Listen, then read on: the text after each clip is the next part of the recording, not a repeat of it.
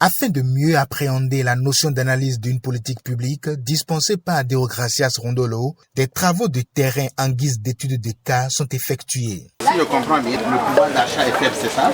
Les gens ont envie de prendre le produit.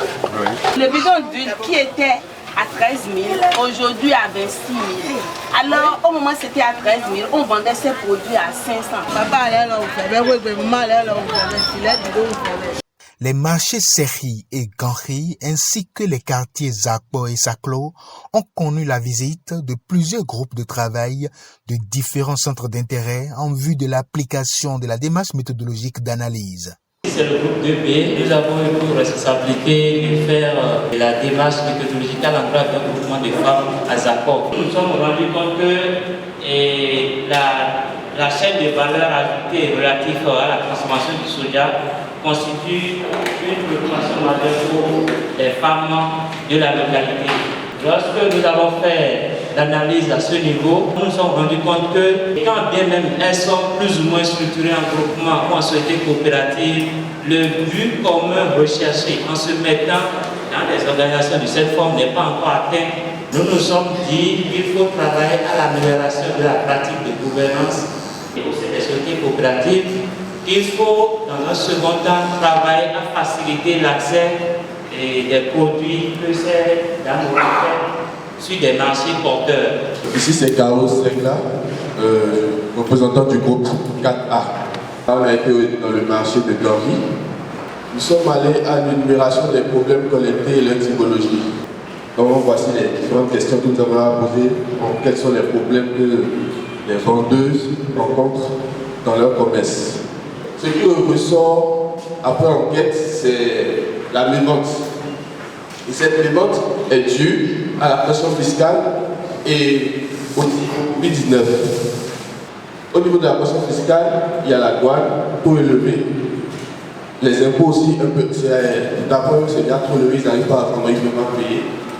Et au niveau du Covid, la fermeture des frontières, c'est-à-dire les déplacements sont vraiment limités, ce qui fait que l'approvisionnement est plutôt difficile. Donc c'est tout le. Ces trois éléments font qu'ils ont des difficultés à s'approvisionner. S'ils arrivent à s'approvisionner malgré toutes ces pressions, c'est qu'ils vont augmenter quand même le prix de vente, d'où une hausse du prix de vente. Et une fois que le prix de vente est élevé, je crois que comparativement au pouvoir d'achat des consommateurs, elle va baisser. Donc du coup, ce qui nous ramène à la mévente. Les questions du groupe 2, du groupe 3B, d'aller sur le marché de série et de voir avec les dirigeants du marché, le bureau du marché, les problèmes auxquels ils sont confrontés chaque jour. Nous avons retenu deux problèmes majeurs. Donc, les deux problèmes majeurs sont le refus de paiement des taxes et les droits de place. L'ambition de nous, membres du groupe 2, est de redynamiser le marché de série de Bohican en un marché organisé solide, stable, solidaire et autosuffisance en termes de financement, de gestion de compartiments et usagers. Nous, notre cible, on s'est focalisé sur les usagers du marché, spécifiquement ceux qui viennent acheter dans le marché et le parti. Le problème majeur, c'est la difficulté d'accès physique et l'hygiène dans le marché. Alors, nous avons proposé deux axes. Nous avons la rénovation du marché suivant les standards modernes, puis l'élaboration d'un plan d'hygiène dans le marché.